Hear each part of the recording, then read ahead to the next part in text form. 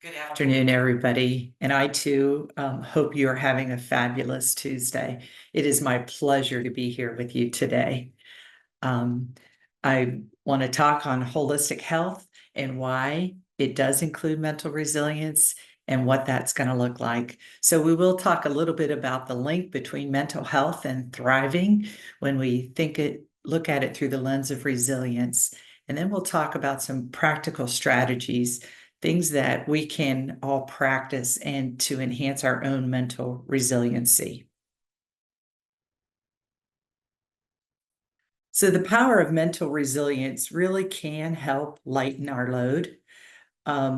It increases our healthier response to daily stressors, to things that occur throughout our day that can disrupt us. And also for those life challenges when they come our way, how to take a look at that and handle that. It also helps us bounce back more quickly from those life challenges when they do happen or the daily stressors that occur. When you think about resiliency, you think about flexibility and strength and hardiness and courage, doing things that are hard and having fear, but being able to do it. So resiliency, according to Dr. Amit Sood, says it is the core strength to lift the load of life. I love that definition because it's really true, how we get through every day. So we are all strong in different ways. Some strength comes in many different ways. Some of us keep our cool in an argument. Some of us excel at listening to others. Some have a positive outlook, even in a negative or harsh situation. Some of us speak up when something wrong is happening. And some of us know when to let things go. The strength, all of our strengths make us resilient and help us to thrive, not just survive. We can develop and grow our resilience through practice. Practice improves our performance. Just as this small toddler is reaching for that car door and someday will be old enough to drive, she will require practice to be an excellent driver. Anything that you are good at today, you are good at because you've practiced it over time. And so I would encourage you to think about mental resilience as a skill that does require practice to get resilient or to improve it if that's your goal. When you think about resilience building, we know that through the research that it is a skill set that we can grow. So that's the good news. If you weren't born with a lot of resilience, if you don't feel you're as resilient as you wish you were mentally, you can make yourself stronger in that aspect by choosing and practicing the actions, the behaviors, the attitudes that make us strong. And for those skills that you have that you think I could strengthen those, the good news is you can strengthen the ones you're struggling with too. So that's the good news for today. And I would encourage us all to choose mental fitness and emotional strength. It's a great place to be. In the words of Maya Angelou, thriving is elegant. Now let's talk for a minute about two places the brain likes to be and the research talks about. This is resilience awareness. 50 to 80% of our brain time is spent in wandering brain mode. 50 to 80% of that time. And what is wandering brain? It's when your mind drifts away from like the task at hand or the thought that you're focused on, and you have unrelated thoughts and memories. It's like when you're supposed to be doing a math problem and instead you're thinking about what you're going to have for dinner tonight. It happens to everyone. So 50 to 80% of the time. The other part of us is focused brain. And we spend about 20 to 50% of our time in focused brain. So what is focused brain? It's when your brain is tuned in to one specific task or thought. You ignore the distractions. It's when you are in the zone. You may have heard it referred to as in the flow, right? So you're efficient, you're working with clarity, you have laser-like precision. It's a good place to be. So how can you practice focused brain more often? Here's some things you can do to work on having more of a focused brain. Mindfulness meditation. So this helps us stay in the present moment and it improves our concentration. So over time, we're able to be in the present moment more often and our concentration is improved. Chunking task. So thinking of a large task and breaking it into smaller, manageable pieces is a great way to work on focused brain. Keeps you from feeling overwhelmed. Eliminate distractions. So think about your workspace and minimize where you can things that distract you. Eliminate your interruptions. So perhaps that's your phone or turning it to silent. Closing unnecessary tabs that are open on your computer. Eliminating clutter around you. And then taking regular breaks. So to keep your brain fresh and focused, think about taking perhaps a 5-minute break after 25 minutes of work, or take a 10-minute break after about 50 minutes of focus. It brings you back fresh and improves that focus.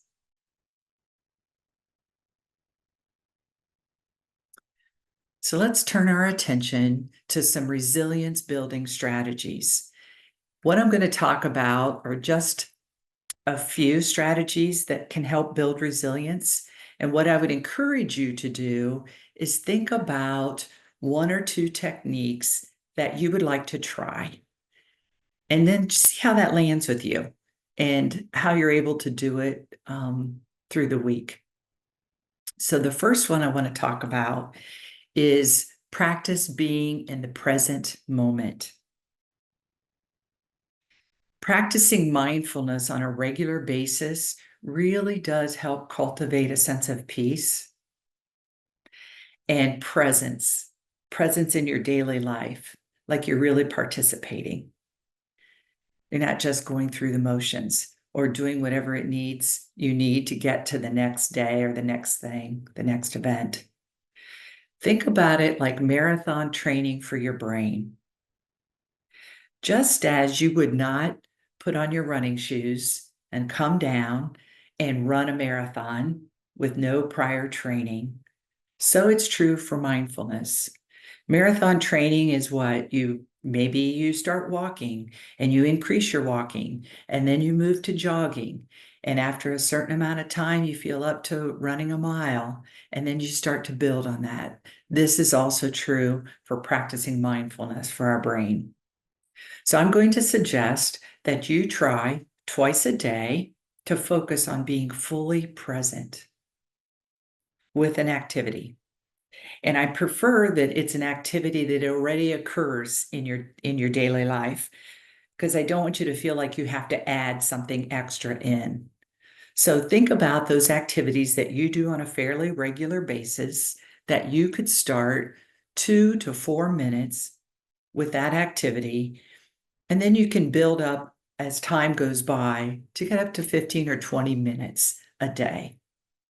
So in the beginning, 2 minutes, brushing your teeth or taking a shower or drinking a cup of coffee or tea or whatever that beverage for you is, maybe to start your day.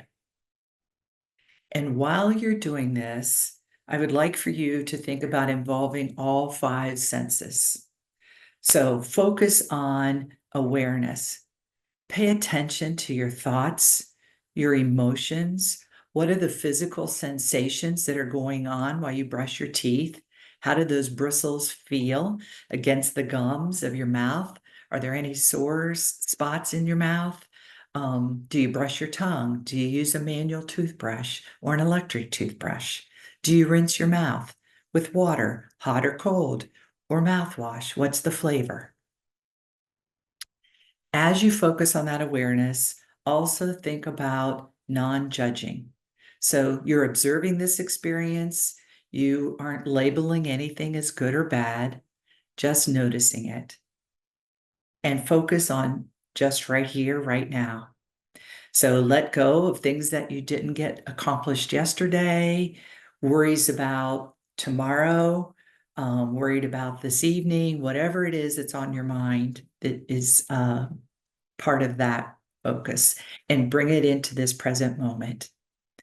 I will tell you, when you first start this practice, if you have not done it before, you will notice that your brain does not want to come along and play. Your brain will want to do what it normally does, and that is multitask. Work on the to-do list. What do the children have after school activities that I have to be at, right? Where's an appointment? Is my next appointment for the day? When you first start, you will work on just bringing your brain back to this present moment. And you'll just say, come on back. We're brushing our teeth right now.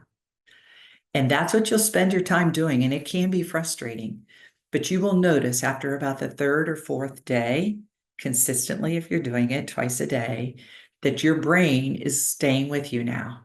You're like, okay, all right. And after a couple of weeks, increase the time. You can add a minute or two and continue the practice twice a day. You will start to notice how much more present you feel and how much more calm you feel.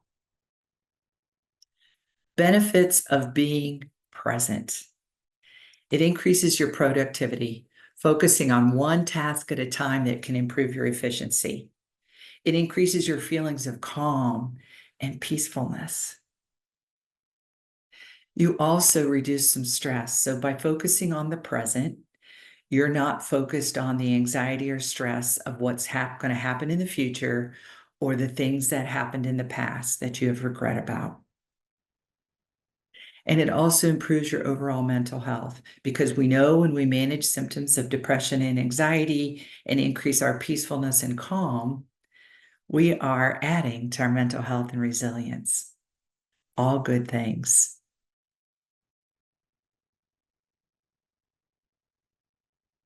The next one I'd like to talk about is overcoming critical self-talk. That voice that plays in your head. You talk more to yourself than anyone else ever. And so super important about what that conversation sounds like. I would suggest that you think about the first thing you just want to do is recognize and acknowledge when it's happening. Notice in your mind when you're being self-critical. Awareness is really the first step, just to say, oh, that's interesting. And challenge the negative thoughts that you're having. Ask yourself, are these thoughts really true? Or am I being too harsh? Brene Brown said it best when she said, talk to yourself like you would to someone you love. What would that conversation sound like?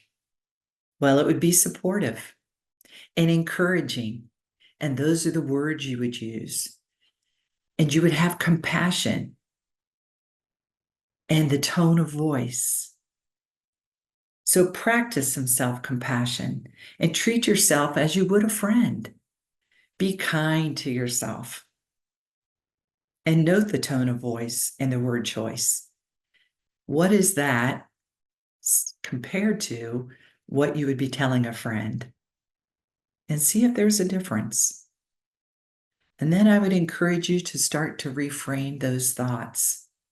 Replace those negative statements with positive ones, or at least a neutral statement. Instead of saying something like, I'm terrible at this, say something like, I'm still learning, and that's okay. Lastly, when you're thinking about this, think about focusing on the strengths. Celebrate your achievements. I was just discussing this in a meeting yesterday with some other colleagues, focusing on things that you have accomplished. I think we rush through the day, rush through our agenda, check off things that we've wanted to get done, and then we just move on. And we don't really pause for a minute to say, wow, that was great. That was great. Look what I did. And just acknowledge it internally and how that feels.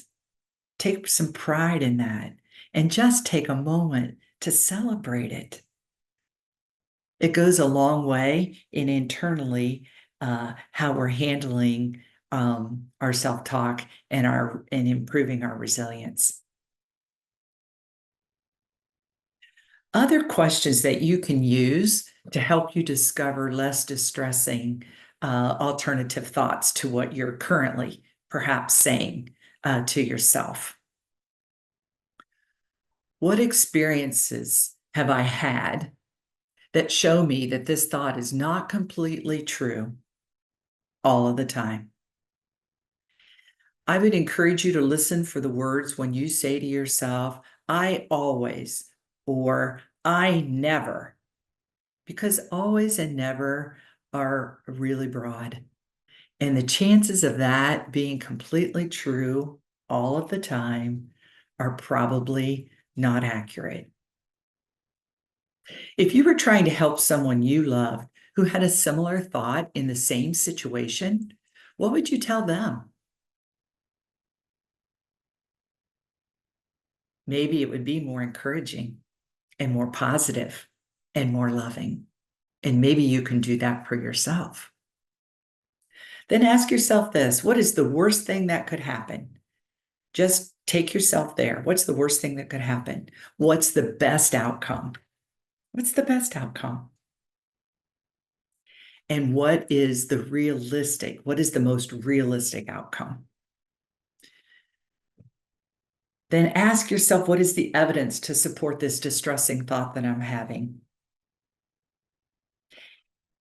And after I've looked at the evidence, is it the only way of looking at things?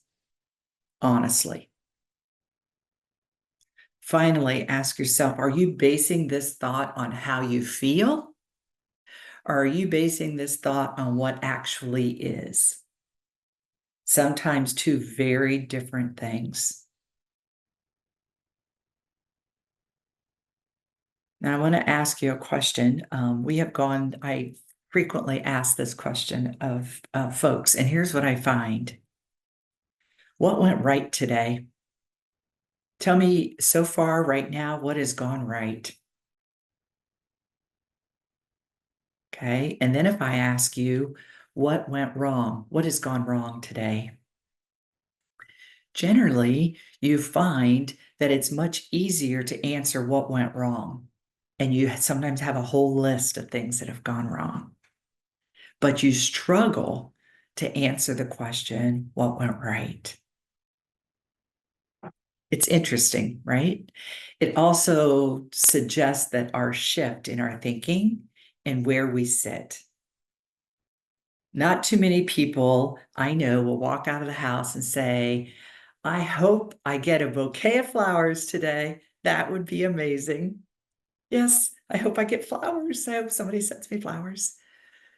No, what do we generally sometimes hear in our head? I wonder what's not going to go well today. Wonder what's going to happen. So just a suggestion for things to think about and how to think about it. The next technique, 5 deep breaths, deep abdominal breathing. Ah, my friends, if you have not practiced this, I would highly encourage it.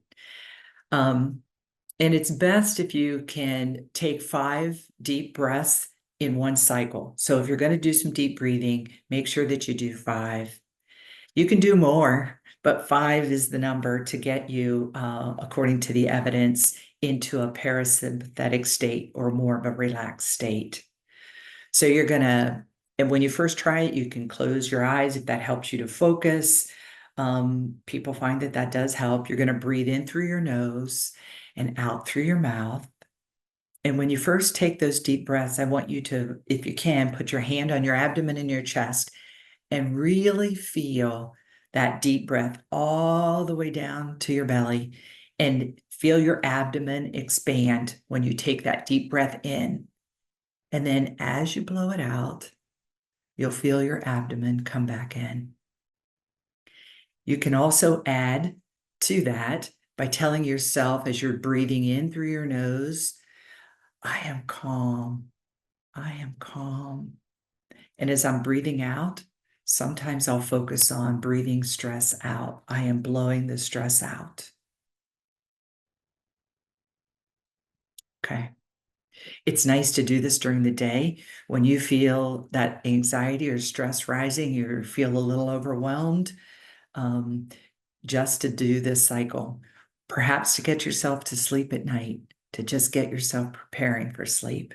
Or if you wake up in the middle of the night and you can't get yourself back to sleep, you're having all the thoughts, try some deep breaths.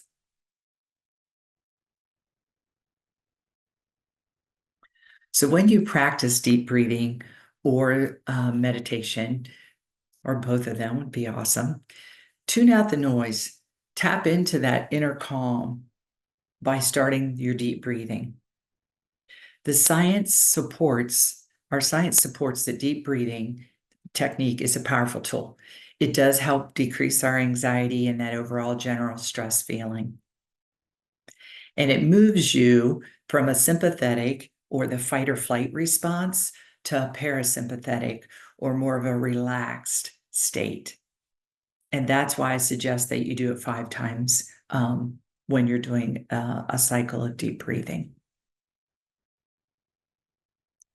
We've talked about mental health and sleep.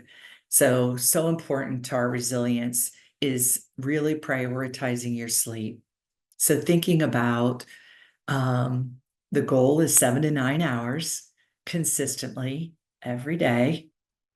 And you'll know where that is for you, but also what it does for us. So it not only makes our immunity strong, but it helps supercharge our cognition. You all know how you feel when when you're sleep deprived or haven't been getting enough sleep. You're foggy, it's hard to focus and concentrate, it's hard to hold on to things. And when our sleep is good, our cognition is much better.